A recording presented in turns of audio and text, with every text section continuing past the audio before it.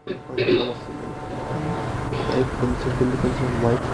सब लोगों को मिलकर के बड़ा आनंद आया और मुझे इसकी कल्पना भी नहीं थी कि इतने सहयोगी हैदराबाद में हो गए।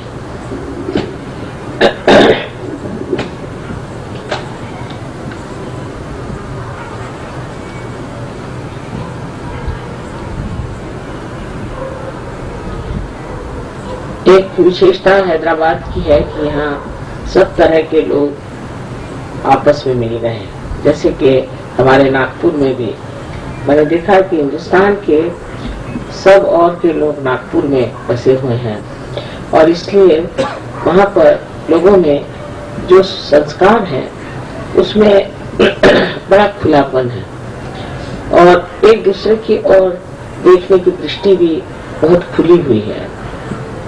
अब हम लोगों को जब सहयोग की ओर नए तरीके से मुड़ना है तो बहुत सी बातें ऐसी जान लेनी चाहिए कि सहयोग ये सत्य स्वरूप है और हम लोग सत्यनिष्ठ हैं। जो कुछ असत्य है उसे हमें छोड़ना है।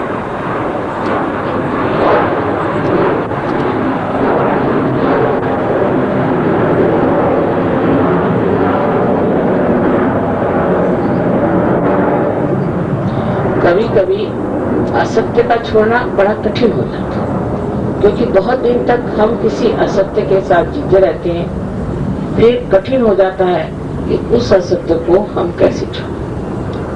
लेकिन जब असत्य हमसे चिपका रहेगा तो हमें शुद्धता नहीं आ सकती क्योंकि असत्यता एक भ्रामकता है और उस भ्रम से निकलने के लिए हमें एक निश्चय कर लेना चाहिए कि जो भी सत्य होगा उसे हम स्वीकार करेंगे और जो असत्य होगा उसे हम छोड़ेंगे।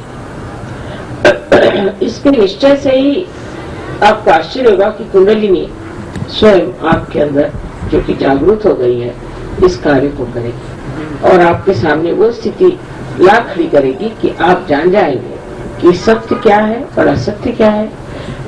यही नहीं पर आपके अंदर वो शक्ति आ जाएगी कि जिससे आप सिर्फ सत्य को ही प्राप्त करना चाहेंगे और जितना भी असत्य आपको दिखाई देता है उसे छोड़ दें। बहुत सी बातें जो सहयोग में बताई जाती हैं वो बहुत सोच समझ करके और आप लोगों के संस्कारों का विचार करके कि जिससे आप किसी तरह से दुखी न हो समझाई जा सकती है। लेकिन उस समझाए जाने में भी हो सकता है कि आप सोचे कि ये बात ठीक नहीं है, वो बात ठीक नहीं है। बहुत से शास्त्रों में जो बातें लिखी गई हैं वो अधिकतर सत्य है पर कहीं कहीं ऐसा देखा जाता है कि बीच बीच में बहुत सी गलत धारणाएं भी भरती हैं और इन गलत धारणाओं की वजह से हम उसी को सत्य मान के चल रहे हैं। जैसे कि ज्ञानेश्वरी में ऐसा लिखा गया है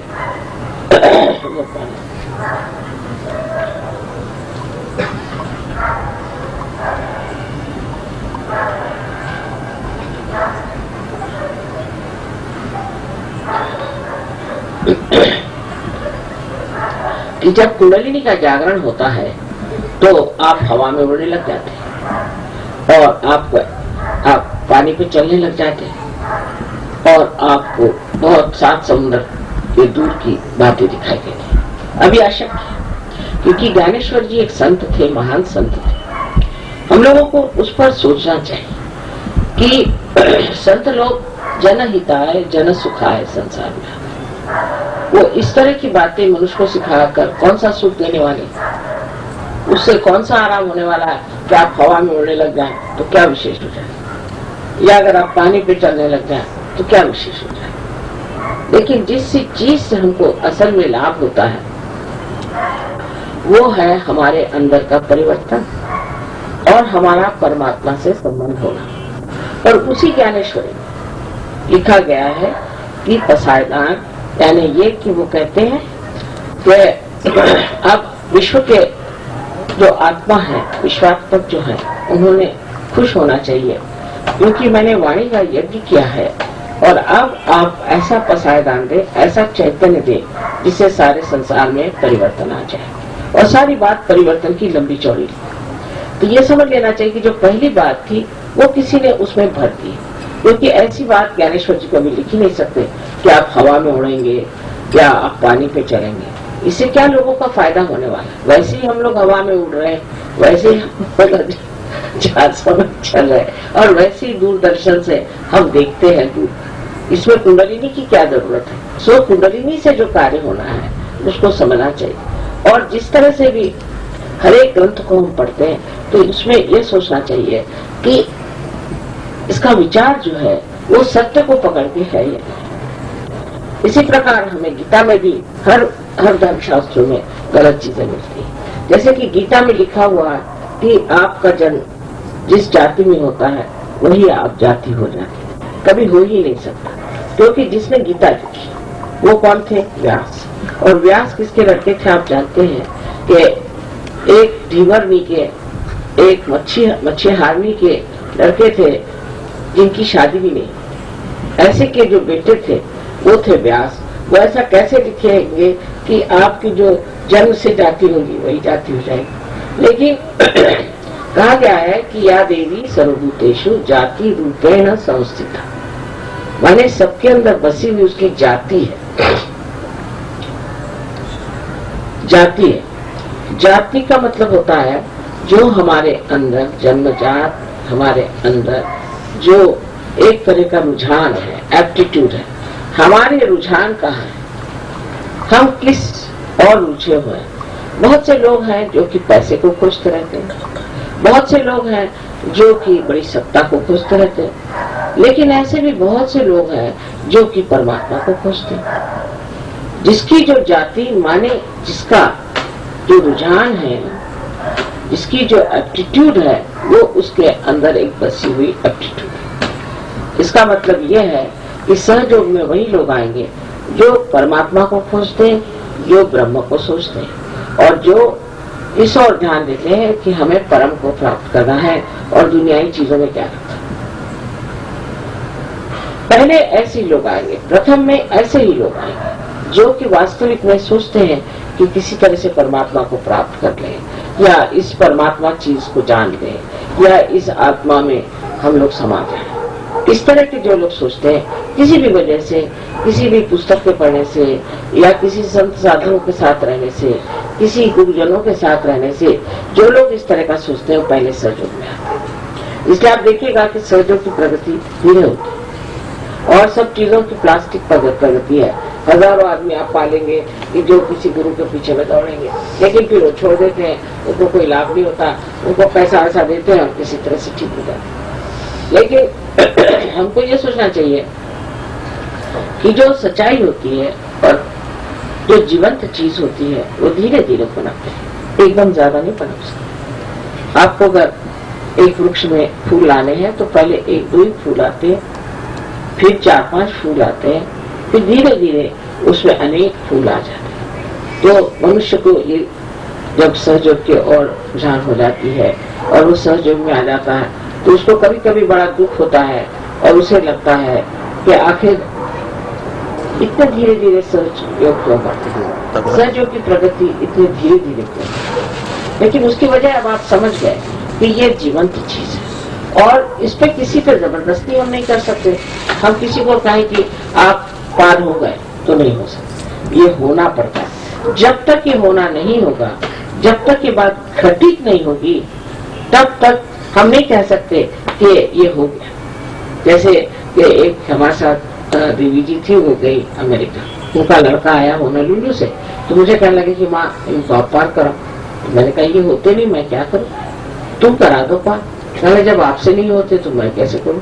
तो फिर क्या मैंने कहा क्या उसको झूठा सर्टिफिकेट दे दे फिर तो पार हो गया, कहने उससे क्या फायदा होने वाला। मैं कहा यही बात। इसलिए ये घटित होना पड़ता है और ये सत्य स्वरूप प्राप्त होना चाहिए। अगर ये नहीं हुआ और कोई झूठ मूठ में कहने लगे कि नहीं मुझे पार हो गया, कहो तो हो सकता और हर आदमी ही पार होगा, ऐसा भी आप नहीं कह सकते। बहुत से लोग नहीं होते, अनेक कारणों की वजह से नहीं हो सकते। किसी को कभी ये लगता है कि ऐसे कैसे हो सकता है। ज्यादातर लोगों में तो ये विचार आता है कि जब कभी हुआ नहीं, उसके लिए इतनी तपस्या करनी पड़ती थी, हिमालय जाना पड़ता था, ये करना पड़ता था, तो अब हमें कैसे? असल में अगर किसी से कहा जाए कि यहाँ एक हीरा रखा है और आपको मुफ्त में मिल जाएगा, तो सब दौड़ाएंगे, उसको नहीं छोड़ेंगे। लेकिन अगर कहा जाए कि सहज में ही, सस्ते में ही, बगैर कुछ पैसे दिए हुए आपके कुंडली जागृत हो जाएगी, तो लोग विश्वास नहीं करते, क्योंकि अपने पर विश्वास नहीं, आत्मविश्वास नहीं, और वो समझ नहीं सकते कि ये समा कौन सी है, ये कौन सा विशेष समा है कि जिसमें ये चीज घटित हो सके। तो हमारे लिए क्या सोचना चाहिए कि हम लोग जो है आज एक विशेष स्थिति में, हम लोगों ने कुंडलिनी का अभ्यास नहीं किया हो, उसके बारे में पढ़ा न हो, लिखा न हो, पर हमारी जागृति हो गई, और जब जागृति हो गई है और हमें आत्म साक्षात्कार प्राप्त हो गया है, तो ये सोच लेना चाहिए कि अब सब कार्य जो है वो हम नहीं करने वाले, ये चारों तरफ फैला हुआ जो परम चैतन्य है, जिस परम चैतन्य ने सारी सृष्टि की रचना की है, आज उसी परम चैतन्य से हम एकाकारिता प्राप्त कर चुके हैं, और उस परम चैतन्य का ही ये कार्य है कि वो हमारे सारे कार्य करेगा। तो हम कुछ भी नहीं कर रहे, हम तो अकर्म में खड़े हैं। जैसे कि आज इसका कनेक्शन है आपका मेन से लग गया, तो मैं इसमें बोल रही हूँ तो सुनाई दे रहा है, इसका उपयोग हो रहा है। उसी प्रकार जब हमारा संबंध उस चारों तरफ फैली हुई परमात्मा की प्रेम की सृष्टि परम चैतन्य से हो जाता है, उस वक्त हमें कोई भी फिक्र करने की या कोई भी तरह की चिंता करने की जरूरत है, सारी चिंता वही करते हैं। उस पर भी मनुष्य जब शुरू शुरू में सहयोग में आता है, तो वो सोचता है कि चलो ये भी करके देख लें, चलो वो भी करके देख लें, बहुत तर्क वितर्क करता है और सोचता है कि चलो इससे काम बन जाएगा, ऐसे करना चाहिए, और उसी चिंता में रहता है। लेकिन धीरे धीरे वो समझ लेता है कि मेरा करने से कुछ नहीं होता, क्योंकि अगर आप ऐसा सोचें कि मैं करके देख लेता हूँ, तो परमात्मा कहते हैं अच्छा कर लो, तुमको जो कुछ करना है कर। तो उसको कहते हैं अल्पधारिष्ठ। अल्पधारिष्ठ जो है उसको वो देखता है कि आप इतना अल्पधारिष्ठ है, चलो इसको कर देते। पर उसके बाद जब धीरे धीरे आप में ये पूर्ण विश्वास आ जाता है कि परम चैतन्य सब कार्य कर रहे हैं, तब अपने आप परम चैतन्य स्वयं सारे कार्य को करके दिखा देते हैं और सब कार्य बनते जाते हैं। उसको स्वीकार करना चाहिए, किसी भी चीज को ऐसा नहीं करना चाहिए कि ऐसे क्यों। अब जैसे बताएं कि कभी अगर हमारा रास्ता भूल गया और हम रास्ते से किसी और रास्ते से जा रहे हैं, तो यही सोचते हैं कि किस रास्ते से जाना जरूरी था, इसीलिए रास्ता भूल गया और इसीलिए हम इस रास्ते पर आ गए। फिर कोई सोचता है कि इस तरह से क्यों हुआ, ऐसा नहीं होना चाहिए। कभी कभी बहुत सारी बातें हमारी समझ में नहीं आती है, बहुत दिनों बाद समझ में आ जाती है कि ये होना जरूरी था और इसलिए ये चीज घटित हो गई। तब हम लोग एक तरह से उसमें शांति कर लेते हैं, इत्मीनान कर लेते हैं और यही जान लेते हैं कि जो कुछ भी होना था वो कितने बढ़िया तरीके से। तो कोई चीज हमारे मन के विरोध में हो जाए तो ये नहीं सोचना चाहिए कि परमात्मा ने हमारी मदद नहीं की। परमात्मा ने तो मदद की है कि आपके जो मन की जो इच्छा थी वो ठीक नहीं थी, इसलिए जो सही बात होनी चाहिए वो परमात्मा ने आपके लिए कर, क्योंकि परमात्मा से ज्यादा तो हम सोच नहीं सकते। इस परम चैतन्य के कार्य से हम ज्यादा कार्य तो कर नहीं सकते, इसलिए उसने जो कार्य किए हैं और उसने जो व्यवस्था की हुई है और वो जो हमारे लिए कर रहे हैं और जो कुछ हो रहा है वो सब चीज अत्यंत सुंदर और किसी भी परिश्रम के बगैर सहज में ही घटित हो जाती है। बड़ी मुझे आनंद की बात है कि हैदराबाद में आप लोग इतने सहयोगी हो गए। अब सहयोग में इसके दो अंग है, मेरा ऐसा कहना है कि इन दोनों अंगों को संभालना चाहिए। एक तो अंग ऐसा है कि जिसमें ध्यान धारणा आदि करनी चाहिए, घर में अपने व्यक्तिगत रूप से भी हमें ध्यान धारणा जरूर करना चाहिए और हमारे अंदर के दोषों को निकाल देना चाहिए।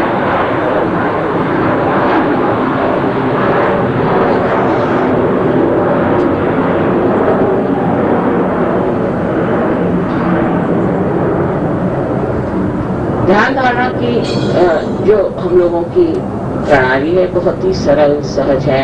एक सवेरे 10 मिनट, शाम को 10-15 मिनट बैठने से भी ध्यान डालना होता है। पर पहले अपने अंदर कौन सा दोष है उसे देख लेना चाहिए।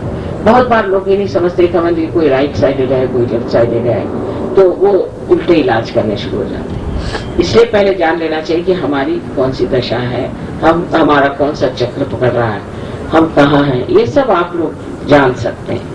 आप जब फोटो की ओर ध्यान करेंगे तो आप जान लेंगे कि आपके इस चक्र में दोष है कि उस चक्र में दोष है, और उसको पूरी तरह से समझ करके पूर्ण उसके ज्ञान के साथ में उसको आपको सुलझा लेना चाहिए। उसको सुलझाने के बाद में ये व्यक्तिगत हो गया, फिर आपको सामूहिकता में उतरना चाहिए। और सामूहिकता में उतरते वक्त आपको जान लेना चाहिए कि अपना हमें दिल खोल लेना चाहिए। जिस आदमी का दिल खुला नहीं है वो सामूहिकता में उतर नहीं सकता। बहुत से लोग संकुचित प्रवृत्ति के हो गए हैं, कारण उन्होंने वो जाना नहीं कि दुनिया कितनी अच्छी है और कितने हम इसे अच्छे बना सकते। जिसने अच्छी व्यवस्था देखी ही नहीं, जिसने अच्छा सुंदर सा संसार देखा ही नहीं, उनको विश्वास ही नहीं होता कि ऐसा संसार हो भी सकता है। इसलिए वो अपने संकुचित हृदय से रहते हैं। और दूसरी बात उसमें ऐसी होती है कि जब हम औरों के ओर नजर करते हैं तो पहले हमें उनके दोष दिखाई देते हैं। जब हम दूसरों के दोष देखने लगते हैं तो हमारे अंदर ज्यादा दोष आ जाते हैं। लेकिन हम उनके गुण देखें, उनकी अच्छाई देखें, उनकी सुंदरता को देखें तो हमारे अंदर भी वो सुंदरता आ जाएगी और उस आदमी के जो दोष होते हैं वो भी लोप हो जाएंगे। जब दूसरा कोई है ही नहीं, जब वो हमारे ही शरीर का एक अंग मात्र है, तो फिर उसमें दोष देखने से क्या फायदा। दोष को हटाना ही चाहिए, और दोष को हटाने का सबसे अच्छा तरीका है कि उसको किसी तरह से सुलझाकर प्रेम भाव से ही उसको हटाया जाता है। क्योंकि अपना सारा कार्य जो है वो प्रेम की शक्ति का है, और प्रेम ही सत्य है और सत्य ही प्रेम है। जो प्रेम की शक्ति को इस्तेमाल करेगा वो बहुत ऊंचे उठ जाता है।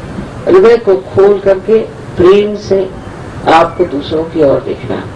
इस तरह से एक तो ये आपका अंग है जिसमें आप अपनी व्यक्तिगत दृष्टि में प्रगति करते हैं, और एक आप समष्टि में प्रगति करते हैं जो दूसरों के साथ मेल जोल प्यार हो जाए। जिसका मेल जोल दूसरों के साथ नहीं बैठता है तो उसको सोच लेना चाहिए कि वो सहज नहीं। जिसका जो प्रश्न खड़े कर देता है, जिससे लोगों को तकलीफ हो जाए, जिससे आपस में प्रेम न बढ़े, बैर बढ़ जाए, आपस में झगड़ा हो जाए, ऐसा आदमी सहज नहीं है। और ऐसे आदमी से बच कर रहना चाहिए, क्योंकि ऐसा आदमी एक भी आम खराब हो जाए तो सारे आम वो खराब कर सकता है। तो वो आदमी इधर से उधर लगाएगा, इधर से उधर बात करेगा, इसके खिलाफ बोलेगा, उसके खिलाफ बोलेगा। इसलिए किसी भी सहयोगी की निंदा सुनना हमारे सहज में एक पाप सा है, क्योंकि उसको सुनने से हमारे कान खराब हो जाते हैं और उससे हम उस आदमी के प्रति एक तरह से गलत तरीके से कहना चाहिए कि उसके प्रति हमारा जो विचार होता है वो ठीक नहीं रहता। आपको जब दूसरों से व्यवहार करना है तो देखना चाहिए कि हमारे अंदर कितना औदार्य है, हम कितनी क्षमा कर सकते हैं, हम कितने प्यार से उनसे बोल सकते हैं, उनको हम कितने नजदीक ले सकते हैं, क्योंकि ये सब हमारे असली रिश्तेदार हैं। बाकी की रिश्तेदारी तो आप जानते ही जैसी होती है, लेकिन जो असली रिश्तेदारी है वो सहजियों की है। और आपको जब पता होना चाहिए कि 40 देशों में आपके भाई बहन बैठे हुए हैं, और जब कभी आप उनसे सब मिलेंगे तो आपकी तबीयत खुश होगी। दूसरी जो स्थिति है उसमें है सहयोग का ज्ञान होना और सहयोग का प्रचार, ये भी अत्यावश्यक है, विशेषतः औरतों के लिए, स्त्रियों के लिए, क्योंकि स्त्री जो है वो शक्ति स्वरूपिणी है। उसको समझ लेना चाहिए कि कौन सा चक्र पकड़ता है तो कौन सी उंगली पकड़ती है, कौन से पैर में उंगली पकड़ती है, उसको कैसे निवारण करना चाहिए, उसके क्या दोष हैं, उसे क्या बीमारियां हो सकती हैं, किस तरह से हम लोगों को ठीक कर सकते हैं, कौन से दोषों से हम जान सकते हैं कि कौन से चक्र पकड़े हुए हैं, उसका निवारण कैसे करना चाहिए आदि जो कुछ भी ज्ञान है, कुंडलिनी के बारे में ज्ञान क्या है आदि सब बैठ करके मनन करके सोच करके और आपको जान लेना चाहिए। लेकिन अधिकतर लोग सहयोग में आने के बाद उसके ज्ञान की ओर ध्यान नहीं देते, उनको ज्ञान नहीं रहता है और सहयोग करते रहते हैं। तो उसका ज्ञान होना अत्यावश्यक है, क्योंकि ऐसे तो दुनिया में बहुत से लोग आए जो कि हम देखते हैं कि पार हैं, बच्चे हैं बहुत सारे, वो भी ऐसे पैदा होते हैं जो कि सहज ही हैं, लेकिन उनको सहज का ज्ञान नहीं। तो माँ लोगों को चाहिए कि वो जाने सहज क्या चीज है, उससे वो अपने बच्चों को भी समझ जाएंगे और ये भी समझ जाएंगे कि कोई बच्चा जो कि सहज में पैदा हुआ है वो क्यों ऐसा करता है, उसकी क्या बात है। उस समझने के लिए इसका ज्ञान होना आपको बहुत अत्यावश्यक है। जिन लोगों को इसका ज्ञान नहीं होता है वो लोग समझ नहीं पाते कि क्या बात कर रहे हैं या क्या कर रहे हैं, औरों पे इसका असर नहीं आता। इसका इसलिए बुद्धि से ज्ञान होना बहुत जरूरी। और जो चौथी चीज बहुत जरूरी है, सहयोग का प्रचार। अगर आप एक कमरे में बैठे हैं और एक दरवाजा खुला है, यहाँ से आपको हवा मिल रही है, लेकिन अगर दूसरा दरवाजा आपने खोला नहीं तो हवा का सर्कुलेशन रुक जाए, हवा जो का प्रवाह है वो रुक जाए। इसी तरह से हम लोग जब दूसरों को सहयोग से प्लावित करते हैं, उनकी मदद करते हैं, उनको रियलाइजेशन देते हैं, उसका प्रचार करते हैं, उसके बारे में बोलते हैं, अपने रिश्तेदारों को बताते हैं, उनको घर पे बुला बुला कर चाय पिला करके सहयोग देते हैं, तब जब तक आप प्रचार नहीं करेंगे तब तक आपकी प्रगति नहीं हो सकती। क्योंकि आप जानते हैं कि जब पेड़ बढ़ता है उसकी शाखाएं बढ़नी चाहिए और उस शाखाओं के नीचे उसकी छाया में अनेक लोगों को बैठना चाहिए। नहीं तो ऐसे अनेक पेड़ हैं पर हम लोग तो वटवृक्ष के जैसे हैं और इसलिए हमें चाहिए कि हम इसके प्रचार में पूरी तरह से सहायता करें। उसके लिए जो जो जरूरतें होंगी वो हमें करनी चाहिए, उसकी ओर हमें मुड़ना चाहिए, उसके प्रति हमें पूरी तरह से समर्पित होना चाहिए और अपना पूरा समय हम सहयोग के लिए क्या कर सकते हैं, हम सहयोग में कौन सा प्रदान कर सकते हैं। इसमें आप जानते हैं कि पैसा ऐसा नहीं लिया जाता, पर अब जैसे आपको कोई कार्यक्रम करना है तो मैंने सुना कि एक ही नागोराव साहब सारा पैसा दे रहे हैं, ये बात अच्छी है। अभी से आप थोड़े थोड़े पैसे इकट्ठे कर लें और जब हम आए तो ऐसा होना चाहिए कि सबको उसमें तन मन धन से हर तरह से मदद करनी चाहिए और उसमें आपको बड़ा मजा आएगा। ऐसे हम लोग और तो खर्चे करते रहते ही हैं, ये खरीद वो खरीद, एक चीज नहीं खरीदी और सोचा कि सहयोग के लिए रखते। बहुत से लोग सहयोग में ऐसे भी हैं कि पूरी समय सहयोग का विचार, क्योंकि ये सोचते हैं कि इससे सारे समाज का, सारे सृष्टि का ही परिवर्तन हो जाएगा और सारे संसार में आनंद का राज्य आ जाएगा और हम लोग सारे सुख से रहने लगेंगे और जो कुछ वर्णित किया गया है स्वर्ग वो इस संसार में उतर आएगा।